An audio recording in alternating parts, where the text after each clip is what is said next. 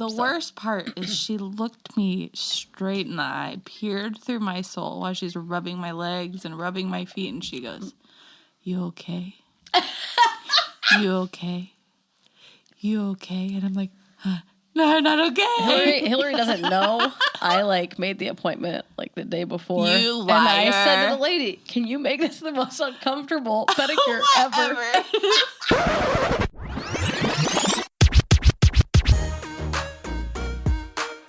You're listening to The Calm, The Storm, The Whimsy podcast. Well, we are so excited to be back, and we just wanted to give a special thanks to everyone who has come alongside us so far on this journey. In order for us to continue, we need your support. So if you wouldn't mind leaving us ratings and reviews, it would get us more traffic. Crystal, can you just remind everyone what platforms this would be helpful on?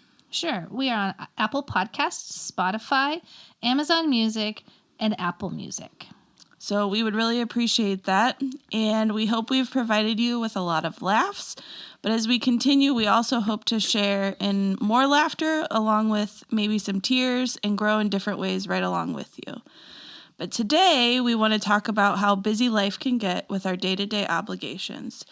There's all kinds of different kinds of appointments we have to be at. So school and work meetings, dentist, doctor, orthodontist, hair, self-care appointments, just any type of appointments that would clog up our day-to-day. So how much of your time do appointments take up, and how do you keep it all organized? I do not keep it organized. I have an alert on my phone that says you have an appointment in an hour. And I'm like, oh. So then I have to get 4 kids ready and go to the appointment. Nice. Most of the time. But I try to look at my week and say, okay, I have this. But do you feel like it takes up a lot of your time with Yes. the amount of people in your family? yes, too much time. I would agree. Too much time. Yeah. I organize all of my appointments. So I have a calendar on my refrigerator that has all of our appointments. I have a handwritten calendar that I use for personal use that has all of my appointments. I have my own calendar on my phone, and I have a family calendar on my phone. And so I try to organize it as much as possible. With a husband who travels and 3 kids, we have lots of appointments. So do you know your appointments are coming before an hour before? I do.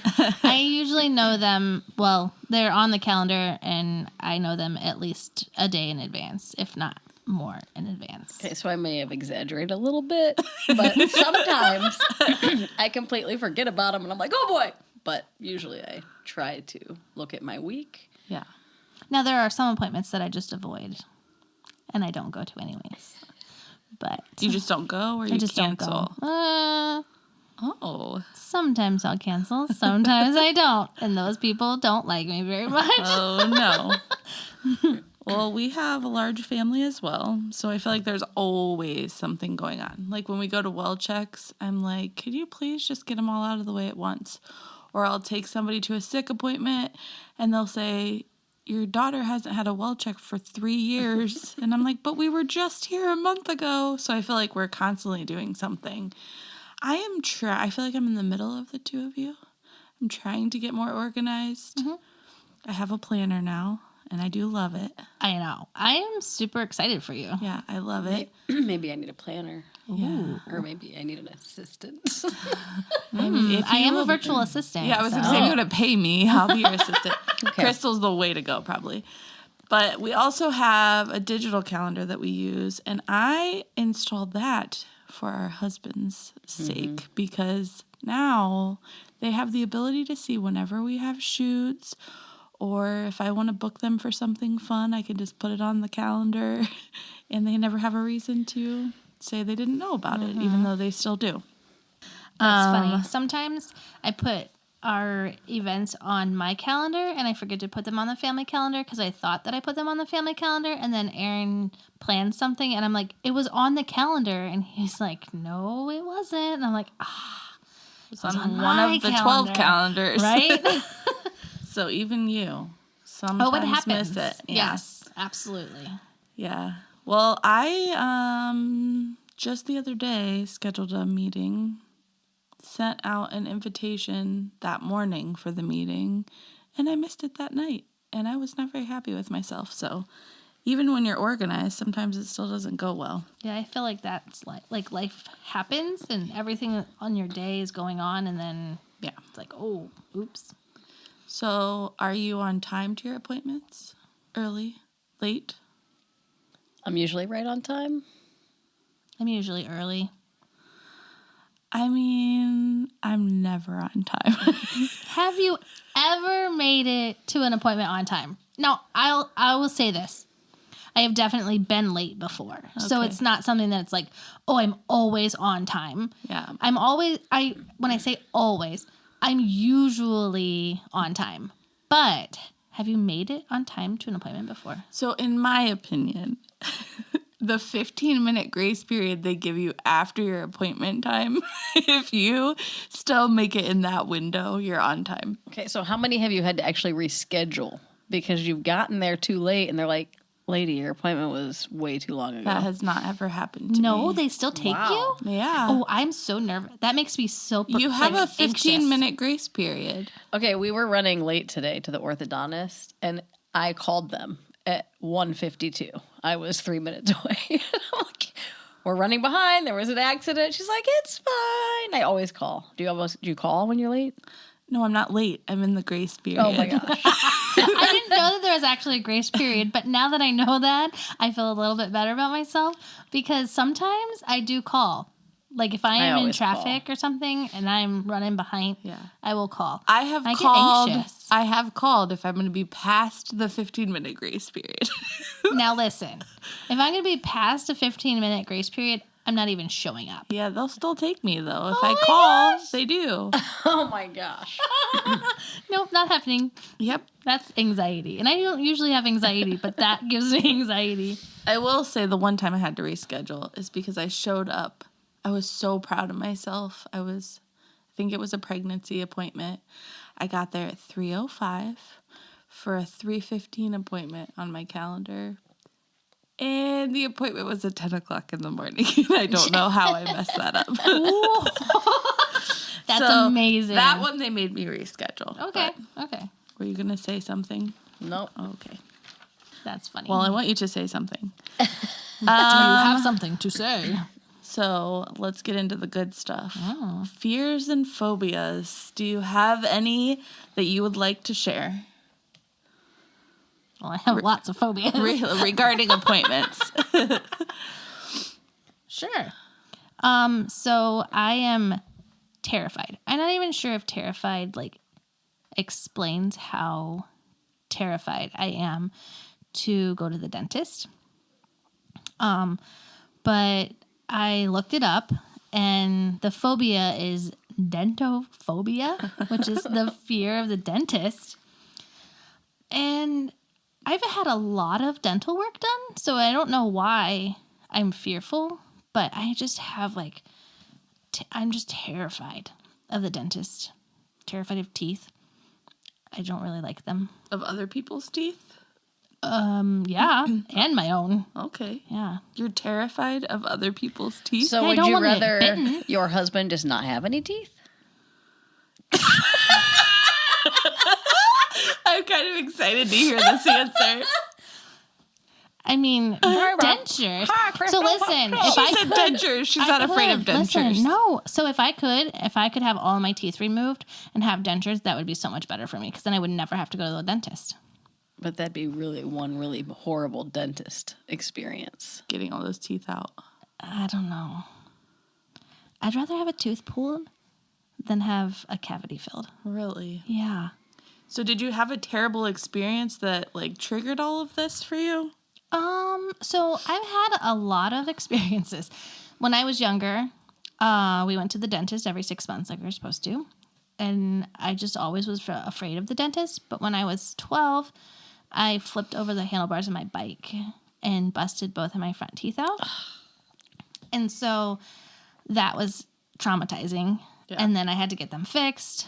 And then I've had quite a few other things happen. So orthodontist, I'll tell you, probably is what given me the most fear. Terrified of the orthodontist. my sister and I went to a terrible orthodontist, and he was super mean, and I never listened to what he said. So it was really bad for me and my sister. My sister also is terrified of the dentist and doesn't go also. So something must have happened in our childhood at the dentist. And then I've had some teeth that broke in the back, and I had to get them fixed. And so I don't know. The only bad thing about a podcast is I wish people could see you talking about this, because I don't think I've ever seen your eyes get so wide. Yeah, it's actually like traumatizing. Oh, no. It's okay. But I do remember one time, I think the most anxious I've ever been in a dentist's office is taking my own children, because I feel like it's child abuse. And even though I know it's preventative and it's helpful to them, I just feel like it's child abuse. And so I remember during COVID, actually, I had to wear a mask in the dentist office and took my kids there. So they're in the back. I'm having an anxiety attack because I can't breathe. I'm sitting in a dentist office, and I believe that I was texting both of you about this. And I was like, I just can't do this. I can't. I This think is you were terrible. crying. I think I was crying. Oh, my. It's rough.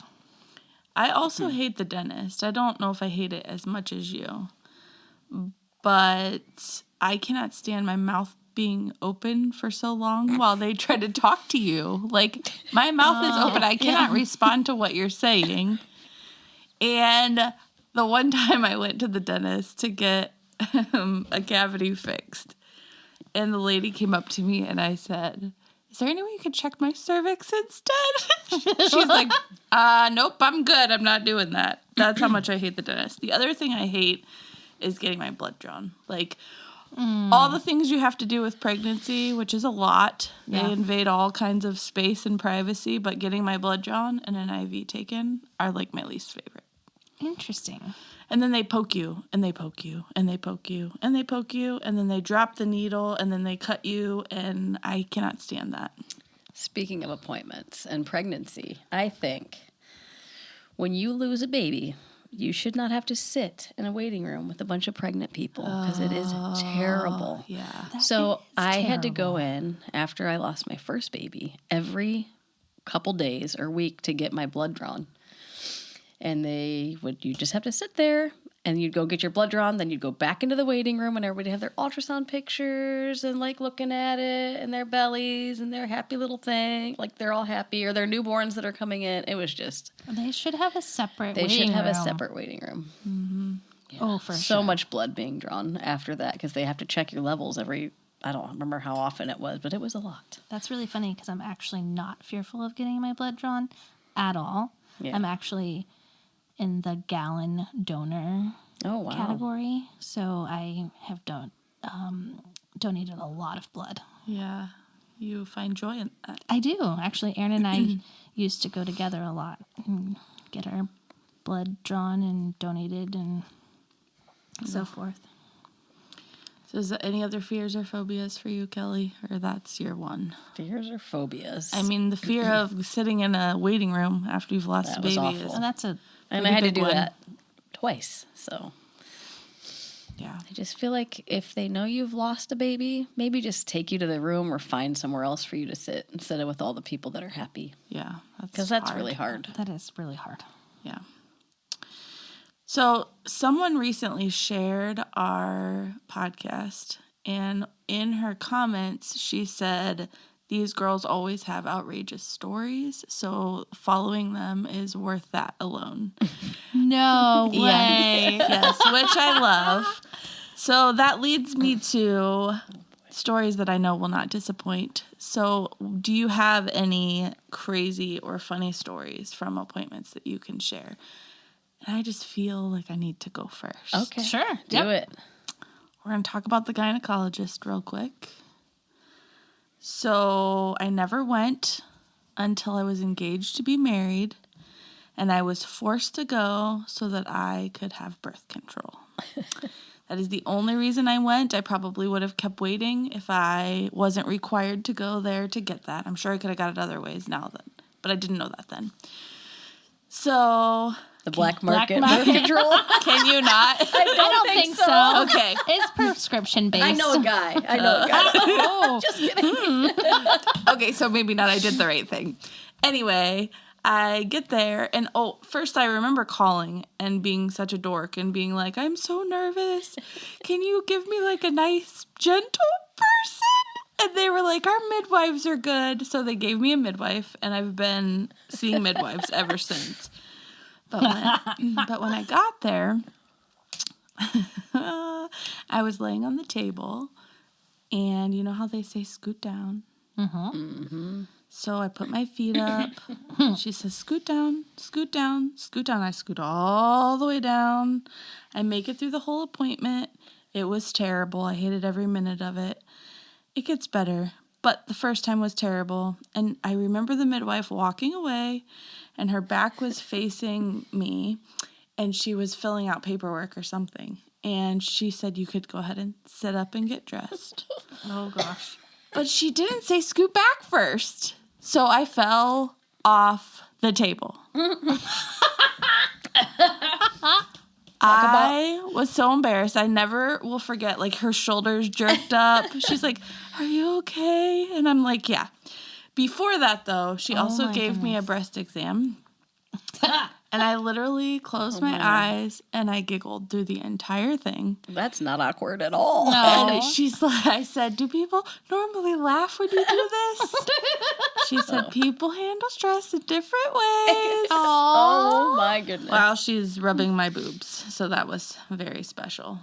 Well, while we're on this gynecologist topic, so pregnant with my daughter, who's going to be 13 this week. So everybody tells you all these like horror stories. Oh, they're going to check you and they're going to put a Q-tip in your butt and they're going to do all these things. And I'm like, okay. It's so true. It's Yeah. real. So, Yeah. you know, first baby that I've made it far enough that we get to this point. I'm a nervous wreck because I know the Q-tip's coming and I know the hand's coming to check me to see if I've dilated. Not the whole hand, but continue. Pretty much. Anyway. I don't know who your doctor is. It is not the whole hand. Anyway, he's like, just relax. So I'm like, all right. So I try to relax. And he's like, you're going to need to relax. Well, how am I supposed to relax? I know what you're going to do. And I know there's a Q-tip coming. So anyway, it was not a fun experience. And he said, you're going to have to relax so I can get my hand back. So he would kept joke him about me. captive. He would say, I have PTSD. Like, you have given me PTSD from checking you. It was like this big joke because I had 3 other kids and he was there for 2 of the other ones. But so the next appointment, you know, they check you again.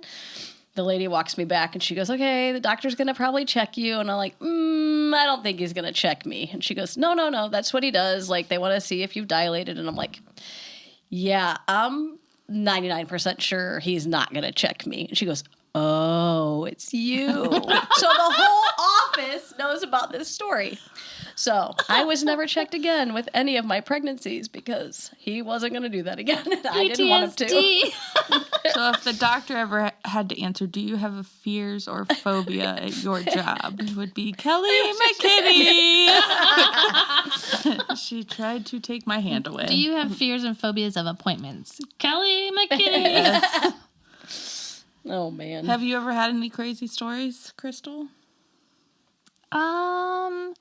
So I haven't had really crazy stories. I have a couple of stories. One, when I went to the ER after being really sick, not knowing that I had kidney stones or whatnot.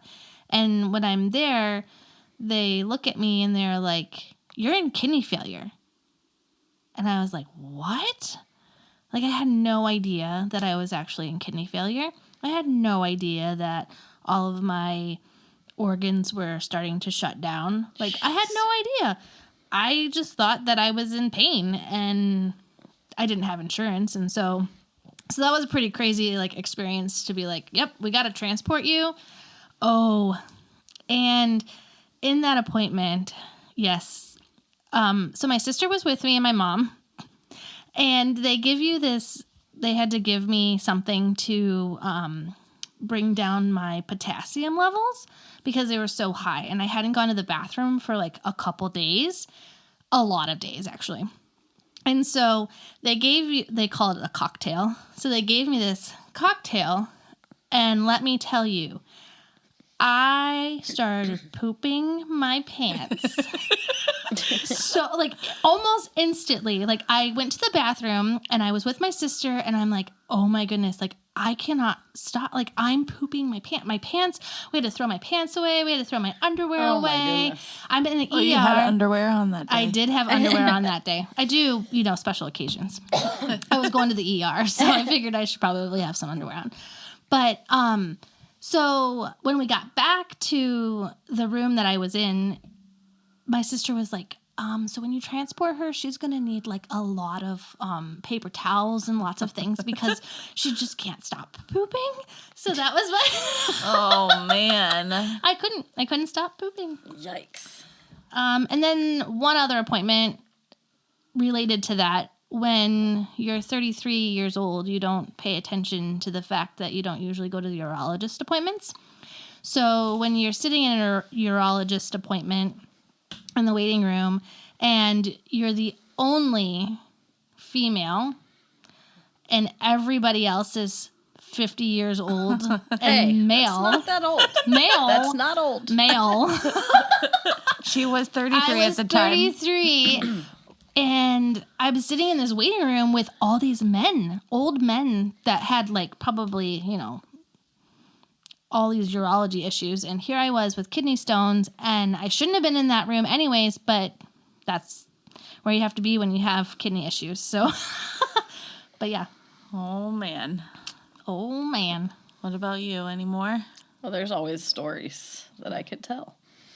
So we had a wedding appointment. And it was at a church that we had like a studio in part of the church. So we met in the church and we were meeting with them. A bride and groom, yeah. Yep. And you were getting all their story and stuff. I don't know what I was doing. I went to get something and I walked up to this. I'm pregnant, like big and pregnant.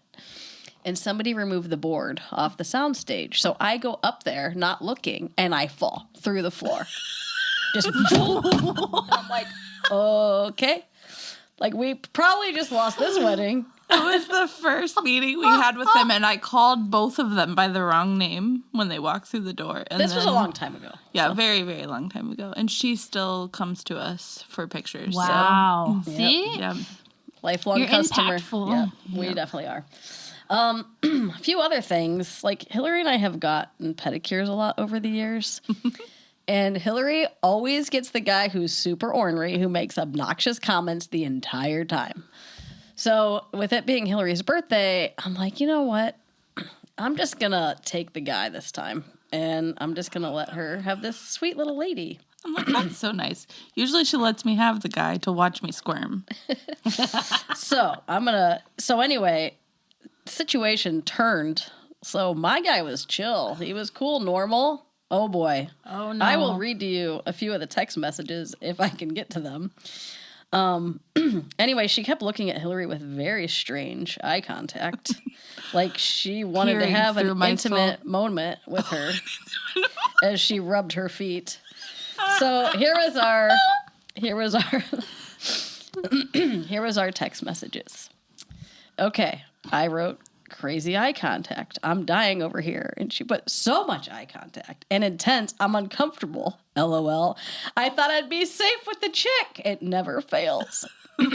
And then for some reason it said, what's the pounding for? I think she kept pounding on her feet for some reason. Was she pounding on your feet? Yeah. And then I said, you two are having an intimate moment. She said, I can't take it anymore. It's hard to make me uncomfortable. And she's doing a good job. So then I went on to saying, are we sure this isn't Impractical Jokesters? Because this is wild. The worst part is she looked me straight in the eye, peered through my soul while she's rubbing my legs and rubbing my feet, and she goes, you okay? You okay? You okay? And I'm like, no, I'm not okay. Hillary doesn't know. I made the appointment the day before. You liar. And I said to the lady, can you make this the most uncomfortable pedicure ever? I need to have the man and she needs to have the lady. That is something she would do. That's a good idea. No. Stop. We'll never see you again. Don't mind the noise of Kelly's drink over there. Sorry about that. Okay, so I just have to tell my massage appointment stories real quick. So I love to get massages now, but in the beginning, it was a very uncomfortable process for me. So as I've encouraged both of you to go get massages and just take it all off, get naked, enjoy the moment, and let them do their job. In the beginning, I was not like that. Okay, So I get that. I left okay, my you're bra super encouraging. on. Yes, I left my bra on because that just made me feel more comfortable. And I feel like in the role that they're doing, they should allow you to be at your most comfortable place, right? I would agree completely. Pajama pants and What? Pajama pants. I wasn't wearing pajama pants. I actually did leave like jeans on one time. How dumb. I didn't know they were going to rub my legs though. But anyway. Oh, maybe you just thought you were getting upper body? Yeah. So am I allowed to use names for this? I'm going to. okay. Nobody will know who it is. Yeah. So it makes the story. So the lady, Bertha. no, her name was Ginger. Oh. And she forced me to take off my bra. She's like, you have to take off your bra. And I'm like, I don't want to take off my bra. And she's like, you need to. I can't do this without it. I'm like, oh gosh. So I listened. And then she said, you need to relax. And I'm minorly a control freak. So I struggle to like just relax and let them do what they're supposed to do. She just made you take your bra off. Right. And she said, you just need to relax and let me do my job. And I'm like, okay. Well, they go to like lift up your head. And I helped her lift up my head because it's just natural to move. And the lady goes, who's lifting? Ginger's lifting. And I'm like, oh my gosh, I'm so scared of her right now. And so often when I get massages, like I'm thinking they could literally like take me out right now if they wanted to, you know? Put us in that back room that we were talking about. Yeah. Okay. Yeah. That's scary. It's true though because they Right? know They got all the those pressure points. Oh my goodness. My goodness. You see those extra rooms back there. Oh. If we never That's come why I back. go to my neighbor. She's amazing. Oh, okay. Yeah. I thought it was going to be the he. No. Speaking of that, I only do the I don't do. I get massaged. What? I only get massaged by female therapists, okay? Okay. And one time I made an appointment, and the therapist's name was Asia. And so I thought that was a female, okay? So I'm sitting in the waiting room, and Asia walks out. Oh, no. Not female, male. And I felt like I was stuck at that point, so I just went with it. And I went back there, and I got to where I normally do. I'm covered by the sheet, but everything's gone. And he says to me, do you want me to massage your pecs? And I said, do I have pecs? What? So that's like just like the upper chest. pectorals. Yes.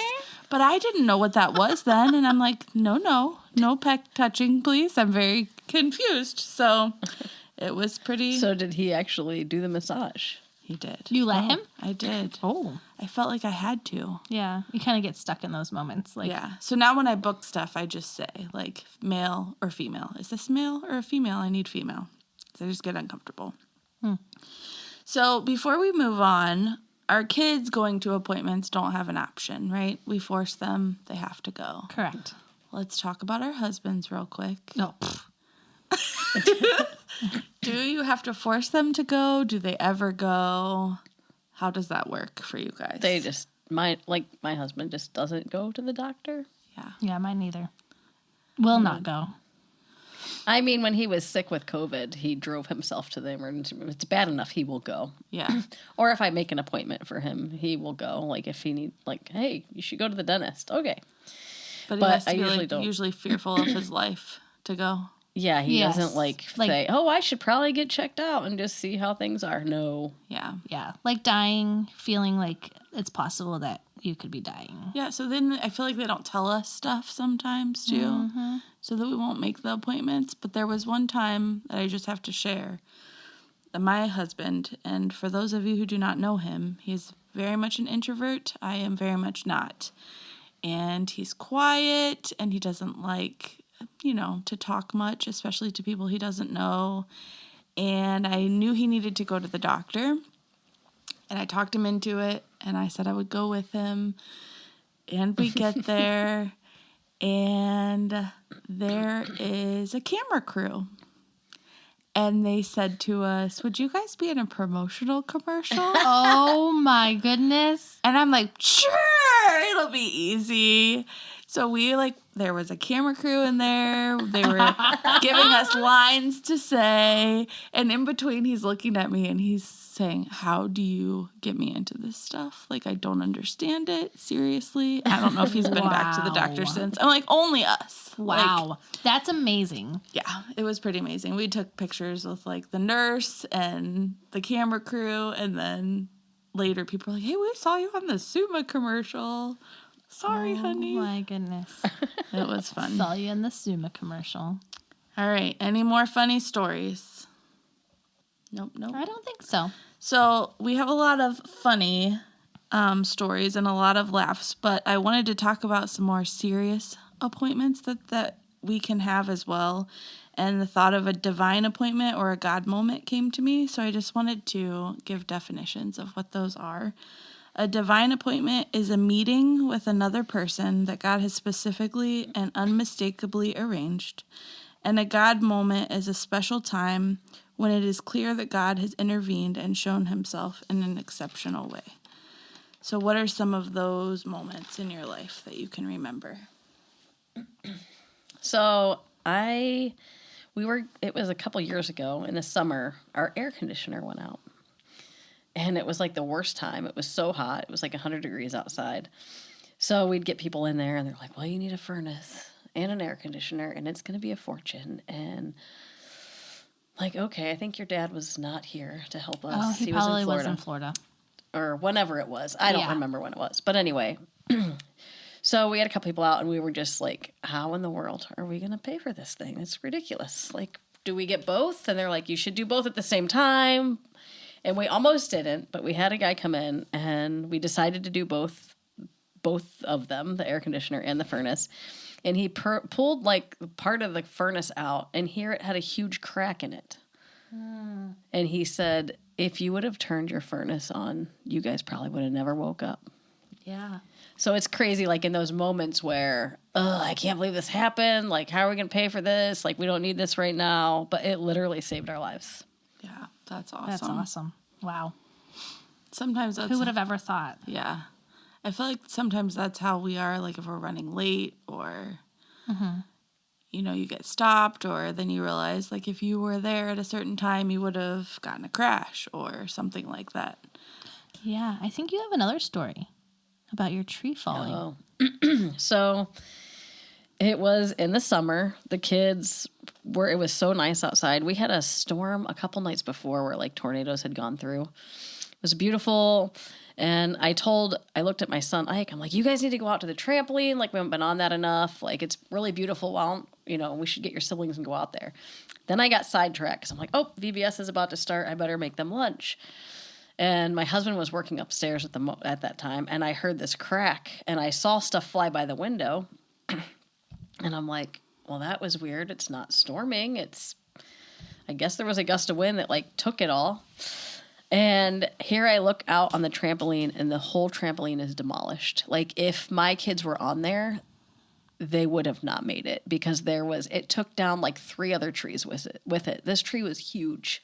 The trampoline was flat and it had like the net around it. So That's even so if they crazy. heard it, they wouldn't have been able to escape To get it. out.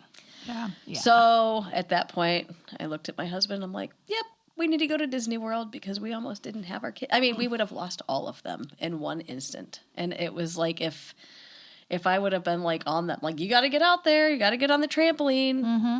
I mean. And if they would have listened, like, I know. Because you were telling them to go out there. Yeah.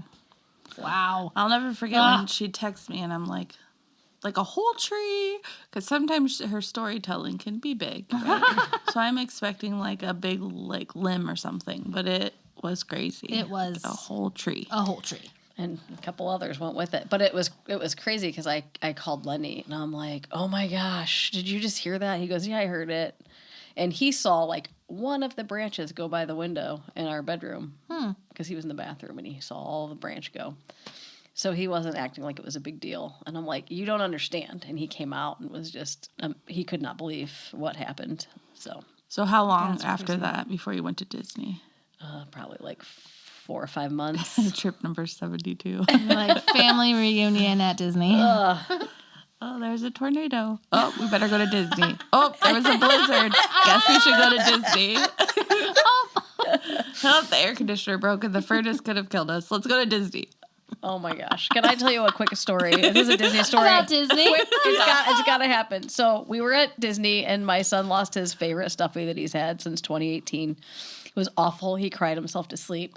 We put in a lost and found thing. It did not come back. So when Lenny's lost and found thing, they're like, we haven't found this. We're sorry. I filled out another one like from another person. So maybe if it showed up a week later, well, who knows? Groot is gone. We got him another one. But the lady that we know that helped us book our room, she works there. She's like, hey, I got an email from Lost and Found. Maybe it's what you were looking for. And I'm like, first of all, they wouldn't have had her email. So it was something that we had to leave in the room. So this is funny. I don't think I've told either of you this. We knew that you got the email. Okay, so I got this email that said, gallon, Ziploc bag, Eliza, and ... Do you want it shipped back? And I'm like, is it a gallon Ziploc bag? Like, I don't know what it is with their name on it. I don't need a Ziploc bag with a name on it. So I'm like, fine, ship it back because I got to know what it is. Okay. Then last night, Liza's like, Mom, I can't find my clothes. Like, I don't know. Like, I said, I did all the laundry. She's like, well, I don't have things that I need. Like, where'd they go? I'm like, I don't know. So this big box comes today and we open it. All of Eliza's clothes. All of them. Underwear, socks, shorts, pants, dresses, everything. I'm like, how did we miss that? Like, how did we miss a giant... I don't know. How was that in a Ziploc? That's what I was going to ask. No. Okay. So there was a couple Ziploc bags in with it. So there's all like this huge thing of clothes with a few Ziploc bags with their name on it. Because sometimes I'll put like, hey, this is Eliza's for this day. Yeah. So it's easy when you've been at the park for 25 hours. So the bag was with all the stuff. There was like 5 bags and about 7 outfits. Oh my goodness. I'm like, the girl was like, where are my clothes? Like, Mom, I need like undergarments, Mom. And I'm like, come on. Like, did you not wash them? I washed all the clothes. Where are they at? Well, they were all at Disney. So what made you have to go back? What made you decide to yeah. Oh, she's like, if I leave this here, we'll have to go back. But I did find out the funny thing is I didn't put into Lost and Found that we lost anything. So they found me. Because I left stuff in the room. Because it was in the room. So I'm like, here's the perfect idea. You don't want to pay for luggage on the way home? Just leave something in the room. and they'll ship it to you. Oh, sorry. That's totally amazing. Sidetracked, but I love it. So that's awesome. What about you? Do you have God moments or divine appointments? I do. So I have one divine appointment. I think I probably have more, but I really haven't thought about them. But there was a time when I worked at SumaCare, and I won't mention names, but there was a coworker of mine who I had been pretty close with, and he was part of our department, and he had some loss in, like, his wife had a couple miscarriages, I think, and he knew that I was a believer, and so I had talked to him a couple times, and like one day he just came up to me and he was like, I just need you to pray with me, and I need you to talk to me and talk through some stuff because I'm just really struggling. And so we prayed and we talked, and it was just a really interesting moment because when you have or when you display who you are naturally, and just like, I always had a Bible at my desk. I always was very open about Jesus and just being just real and myself, how often people will come to you just for conversation. And I just remember I went home that night and then I got him a Bible. And so like I wrote him out a couple scripture verses and tagged them in his Bible, but he knew that I had some verses tagged in my Bible, so he asked me if he could borrow my Bible and like tag them in his Bible and things like that. Well, you never really think about those things when it's happening because those are kind of the moments that you're just kind of doing what you do. Like I love people, and so that's how I kind of take care of people and so forth. Well, in August of this past year, he sent me a text message that he was going through some passages and he was using the Bible that I had given him probably like 10 years ago. And so he still had that Bible. And I was like, whoa, like you don't ever think about your impact on somebody. And like I haven't seen him in probably 8 years, I think. So just like that impact that you have on people. Yeah. Wow, that's awesome. But, and then I have another story about work too. So, I was working full time with both of my children, and then I was pregnant with my third child, and I was still working full time. And Aaron and I had been discussing whether I was going to stay home or not, and we were just like, financially, it just doesn't make sense. It's not going to work for us. And so like we were like tossing this around, and we're like, okay, I'm gonna have to go back to work. And I remember going to work that morning. So like I had taken a shower and I was like processing all of the options. Like, okay, so do we have childcare for 3 kids? Do I work full time? How are we going to pay for all the things? You know, all this different stuff. And I was always the breadwinner with a job that was like insurance and all of the things that you needed to have. And so I went to work that morning, and when I went to my desk, there was a note card on my desk, and I opened it, and it said, God does supply. Mm-hmm. And I was like, what? I'm like, who's this from? And it had no signature, no signed, nothing on it. And then there was like a $25 gift card inside of it. And I just knew, like, at that moment, like, that was God's sign to me that, like, why would I worry about it? Like, he's got this. And so I never processed how he provides. And so, like, God does supply. And so we decided that I wasn't going to go back to work after that. And yeah, and I've been home for 8 years now. That's awesome. Did you ever find out who wrote it? I have no idea. So, and this is the other thing about me, is that I'm super detective mode all the time. And so I want to know, all the things all the time. And I had such peace about not finding out who it was from. I didn't ask anybody. And it was such a weird feeling for me because I always need to know, like, who gave it to me? Why did you give it to me? Like, what were you thinking when you gave it to me? Like, how did you even know that I was in this moment of thought? And it's just like, nope, I just think it was just meant to be. It was God. Like, and I doubt whoever it was knew the huge impact it would have on your life either. Like, maybe encourage you, maybe like be helpful to you, but probably not answer something so big for you. Right. Like that morning, like that time and place. And I'm like, there's no other way than God used this person to change the trajectory of our lives. Right. That's awesome. Like, that's awesome. Crazy. And that should also remind us that if we feel prompted by God to do something like that, that even if it feels small, like letting him borrow your Bible or giving somebody a card or something like that, that we should totally follow that prompt. Yeah, absolutely. So I just have 2 that came to mind. Before COVID happened, I was a part of a pretty big Bible study group. Like, I don't even know how many people do you think were in those? Like total? like Or like in that big individual women one. Yeah. It was like 50? I don't know. It felt like a lot It was of a people. lot. It was a huge room. It was a like tons lot of of tables. It tables. probably had to at least be 100 people. Well, yeah, there was probably at least 8 people at a table. Yeah. And there were A lot of tables. a lot of tables. So there was that many women, and then in another room there was that many men. And I remember sitting at a different table that night than I normally did, and this woman sat down next to me, and it was her first night.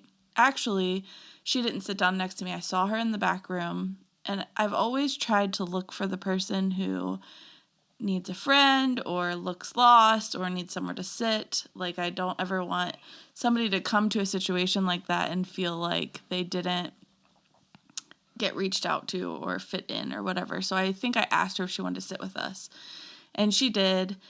And during prayer request time, she just shared that her family was going through some stuff, and basically like this was like we have to do this as a family. And one of her prayer requests, and she shared this before, which is why I felt comfortable sharing it, was that her husband would find a godly man that he could talk to, because they didn't go to that church, and that was their first night there, and they were just going through some things. And so like that was her main like hope and prayer by coming to the Bible study, was that like she would grow and meet people, but more importantly that he would connect with somebody. So after it was over, we would always get our families and meet out in the lobby, and I introduced her to my husband, and then her husband walked up, and the two of them sat next to each other in the men's Bible study. I remember What? that story. And it Wow. was so cool. And I was like, wait a second, you two of you were sitting together? And she was like floored. She couldn't believe it, because like I picked her out of a crowd to come sit at our Sure. table, and then she asked for that, and our husbands were sitting together. So to me, like, there's nothing more divine Yes, than that's- that. Absolutely. Like God literally planted Yep. Yeah. That's him amazing. next to him and her next to me. And like we've definitely kept in touch with them over the years. We actually just saw, you got goosebumps? I got goosebumps. Her husband recently, and they have texted and kept in touch. So it was just Wow. like, it was really cool. Something that we could not ever set up on our own or like go and try to find. Like God totally did that. And then I know we're going to talk about mission trips down the road, but this was like one of my all-time God moments that it's just like impossible not to share when we're talking about this. So we've talked about how we've gone on several mission trips. I went to Russia 3 times, and the 4th year we were going to go back to Russia. And I remember we had a team planned, and like we used to do an interview process. So we had our whole team put together, and one night we were in bed asleep, and it was completely silent. It was the middle of the night, and it was the strangest thing. Like, and this was, maybe I was afraid of planes by this point, but I kept seeing a plane crash over and over and over and over. And then my husband, in the middle of the night, I didn't say one word, goes, "What's wrong?" And I told him what was happening, and he was like having the same types of dreams and thoughts. And so we talked about it, and we realized like we just kind of jumped into going on another mission trip to Russia, and we never like really prayerfully considered if we were supposed to. And so we felt like God was like, slow down. This isn't really what we asked you, like this isn't really what I asked you to do. So we had to like meet with all the team members, tell them we weren't going. People cried, people yelled at us. Some people understood. It was so terrible. But I had like the same kind of peace that you were talking about. I hate people being mad at me so much. I hate disappointing people.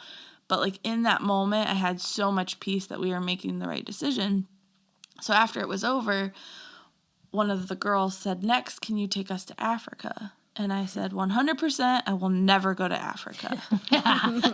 And so Never say never. Yeah. So I've learned that lesson, and I still struggle to listen to it. But some time went by, and my husband comes home, and he's like, "Hey, I want you to consider another missions trip opportunity." And I said, "Oh, okay, what are you thinking?" And he's like, "Well, you're not going to like it." And I'm like, "Well, okay, what are you talking about?" "Well, I met this guy at work. His name's Frank, and he is from Tanzania, Africa." And I'm like, "Nope, never going to happen, not doing it." And he's like, maybe we could just, this is back when I was working on the whole, like, being more submissive in my marriage and trying to let him lead a little better. And so he's like, could we just meet with him and, like, see where it goes? We'll pray about it. If you really don't feel, like, at peace about it, we won't go. So I'm like, okay. We went and met with him. And then we took a whole week.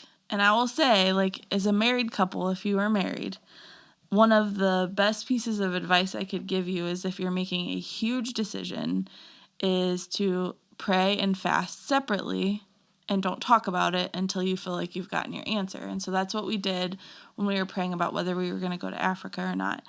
And I was adamant I was not going. And my first night of prayer and fasting, I said the words to God, I am not going unless you tell me go. You have to go.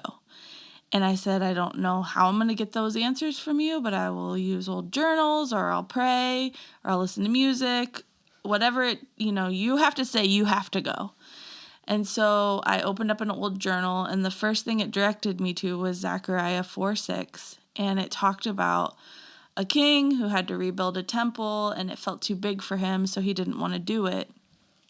And God basically said, yes, you can do this not by might, not by power, but by the Spirit of the living God. So I read the Message version of it because I'm like, I want, if you read different translations, sometimes it helps. So, and I don't even ever really use the Message version, so I don't know why I did, but I read that version and it said the same thing, same story, not by might, not by power, but by the Spirit of the living God. And this was followed by yells, yes, yes, do it. And I'm like, what? The Message said that? Yes. And I said, no, thank you. I know. So that night, I genuinely felt like I got my answer. Like I said, you have to tell me that I have to do it. And then the Bible said, yes, yes, do it. With what led me to where my journal led me. And so the rest of that week, he said, like, I think we should wait. Still talk at the end of the week. He said, I feel like I have my answer, but I want to give it time.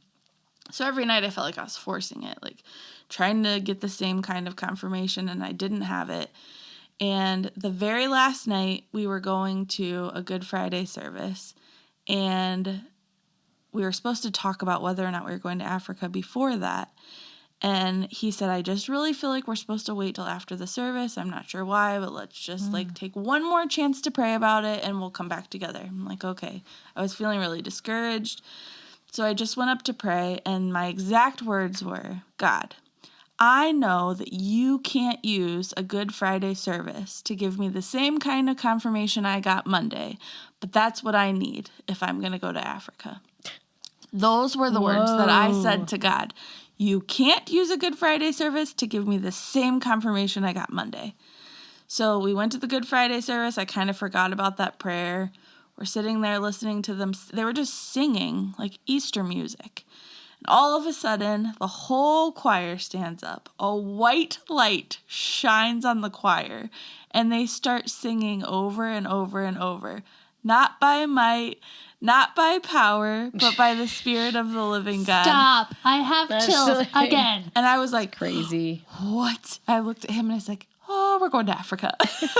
Like, not only did he use a Good Friday service, but it was the exact same scripture that I got confirmation about on Monday. So, like, that literally, I don't know why I don't pray and fast like that on a regular basis, because when you seek God with everything in you, like, you will find him. He shows up. He's going to show up. He's going to give you answers, and he can move and work that way. Absolutely. I remember that week, and this is weird that I even remember this. We were out somewhere, the four of us, and we went into the gas station bathroom, and Africa came on, this song. Yeah. And then there was like a poster of Africa in the bathroom, and then we got back in the car, and the Africa song came on again. I'm like, this is insane. Stop. It kept coming on. What is like, that song? The Africa Toto. song. Is Yeah, it I know, Toto? but how does it go? I can't I remember. don't know. Africa. Yeah. I was like, and never every heard time an I heard it, Africa song, I kept I don't going, think. Nope. You guys know. And I'm like, you can find anything. Like, all of a sudden it's going to pop up when Right. Have you never heard this song?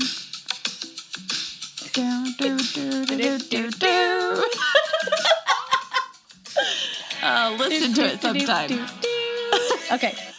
That's amazing. Yeah. I'll have to listen to It's a good one. Africa. That's a good So one. if that's not a God moment, I don't know what is. Oh, that's absolutely. amazing. I can't believe I've never told you that Wow. story. So I think I've heard that story before. Like, you've told me that, but I don't think that I, like, in this setting is such a different, like, setting because we're, like, talking Taking about it all it and in, taking yeah. it all in. And, like, I got chills about my own stories and, Yeah. like, it's just, yeah. It's really cool to think about.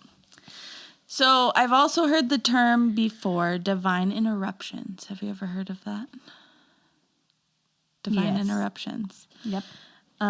Yes. So maybe those interruptions are actually God-ordained moments that we too easily miss because we feel inconvenienced. So like from our kids, we feel interrupted, but there really are like main ministry or like somebody stopping us on the road or in the store that needs help and we're in a hurry. Like those interruptions actually could be divine appointments or God moments. So I just encourage all of us to keep our eyes open, be available to hear from God, and possibly make a huge impact on someone's life. Sometimes the things might feel too big or even too small to us, but we never really know the difference that we could be making. Thank you for listening to the Calm, the Storm, the Whimsy podcast. Follow us on Apple Podcasts, Spotify, Facebook, and Instagram.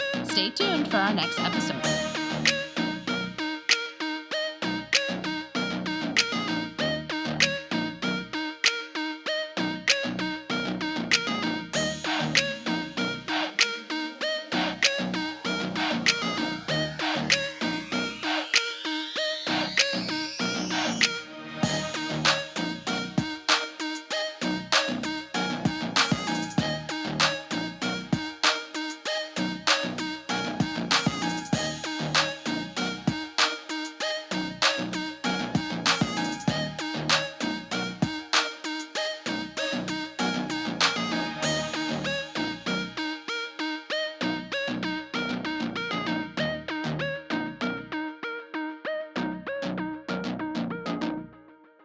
All right, you ready? Are we ready?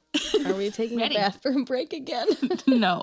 Are Do we you need stopping one? in the middle? No. This is just Yes. one episode. We are going to stop in the middle. Oh, it is. Okay. Yep. Because then Lost One- is the second yeah. one. Oh, I am so confused. One. This is every week I say this. I show up like, hey, Easter everybody. egg. So do you, Ants in my eye, and I'm so I confused. got it. I got it. do I'm you good. have just your appointment stuff together? I've got a couple things. Yeah, I'm good. Okay. Okay. Oh boy.